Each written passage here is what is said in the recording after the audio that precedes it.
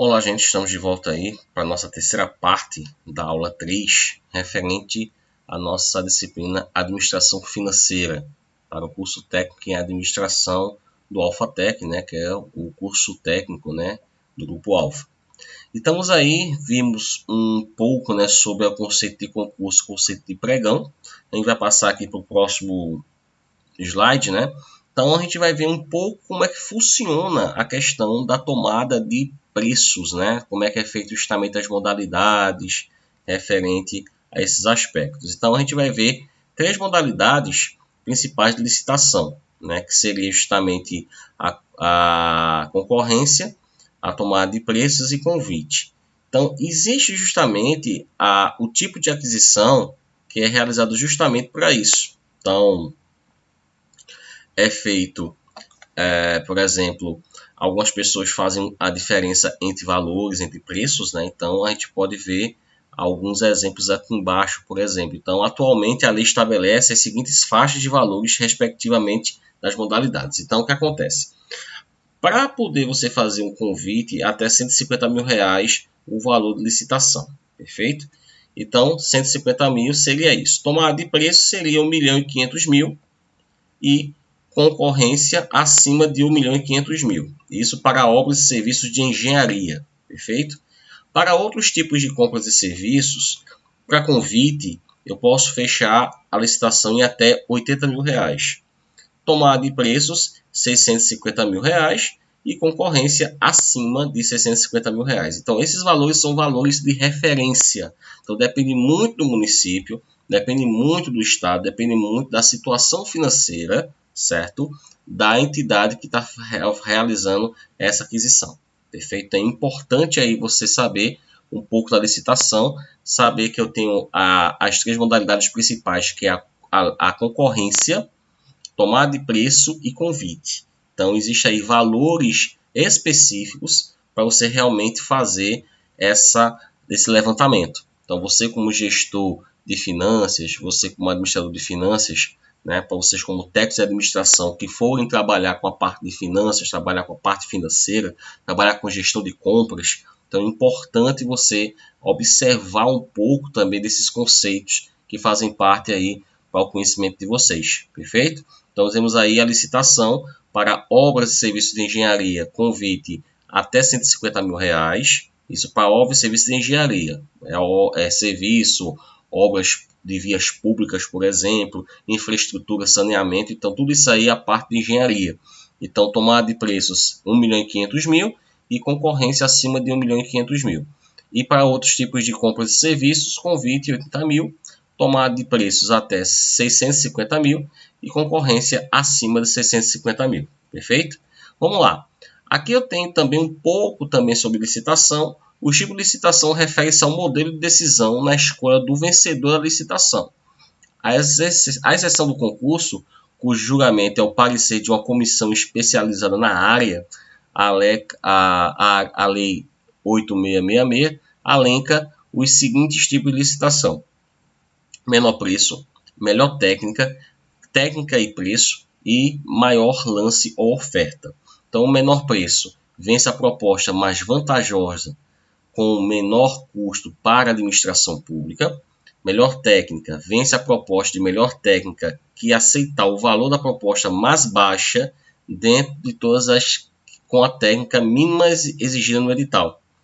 Técnica e preço, proposta recebe uma nota que leva em conta a técnica e o preço com pesos na composição da nota definido no edital.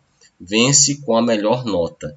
E maior lance ou oferta para o caso da venda de bens, somente em leilão ou concorrência.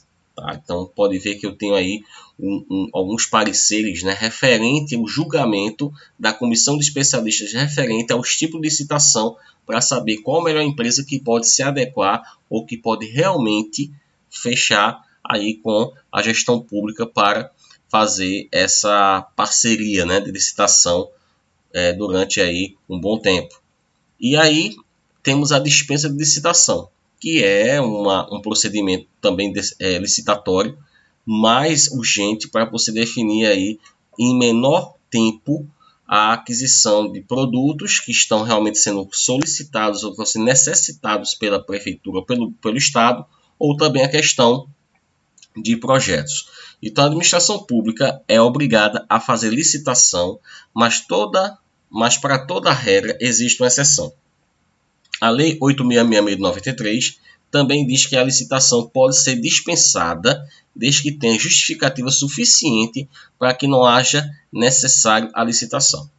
A administração pública pode fazer compras sem licitação nos seguintes casos: compras com valor de até 8 mil ou 15 mil para obras e serviços de engenharia, ou em caso de guerra, ou em caso de emergência ou calamidade pública, contratação de empresa para desenvolvimento institucional dos órgãos, restauração de obras de artes ou objetos históricos, ou contratação de associações sem fins lucrativos, que são as empresas de terceiro setor ou ONGs. Perfeito? Então, é feito justamente a dispensa de licitação, atendendo esses critérios que vocês acabaram de observar aqui nesse slide. Então, por isso que às vezes a gestão pública ela demora um pouco, por causa do processo licitatório ser um pouco longo, como também quando tem alguma emergência, automaticamente a prefeitura ou o Estado ele faz a dispensa de licitação seguindo justamente esses critérios, segundo a Lei 8.666 de 93, perdão. Tá? Vamos lá. Copom. Copom é o que, gente? É o Comitê de Política Monetária, que é formado pelo presidente e os diretores do Banco Central, que se reúnem a cada 45 dias para fixar a Selic, que é a taxa básica de juros. Selic é o que, pessoal? Taxa básica de juros. Anotem isso aí, que isso pode cair em prova e pode cair também em prova de concurso. Selic, taxa básica de juros. Com quem faz parte? Diretoria colegiada do Banco Central do Brasil, o presidente do BC, mais 8 diretores. Também participa apenas o primeiro dia da reunião os chefes de alguns departamentos do Banco Central e alguns assessores, mas que não tem nenhum direto a voto. Qual é o objetivo? O objetivo das mudanças nos juros é manter a inflação sob controle, ou seja, cumprir a meta na inflação para o ano. A decisão do BC, que é o Banco Central, sobre os juros é soberana, mas não precisa de aprovação do presidente da República, nem do ministro da Fazenda. Já a meta de inflação é fixada pelo governo. Então, o Copom é esse Comitê de Política Monetária que faz esse trabalho de poder fazer com que a taxa Selic básica de juros fique menos possível e acompanhe justamente o processo da inflação. A inflação, quem determina já é a fixada pelo governo a taxa da inflação. Então, o Copom ele entra justamente junto com o ministro da Fazenda, junto com o Ministério da Economia, junto com o presidente da República e também o presidente do Banco Central, para saber justamente quais são os tipos de procedimentos que podem ocorrer para aumento ou diminuição da taxa de juros. Perfeito? E temos aí o seguinte, quando foi criado, 20 de junho de 96. Antes, o Banco Central aumentava ou reduzia a taxa de juros sem comunicar diretamente ao mercado. Com a mudança, o processo tornou-se mais transparente, o que melhorou a comunicação com o mercado financeiro. Qual é a periodicidade das reuniões? Período das reuniões, né?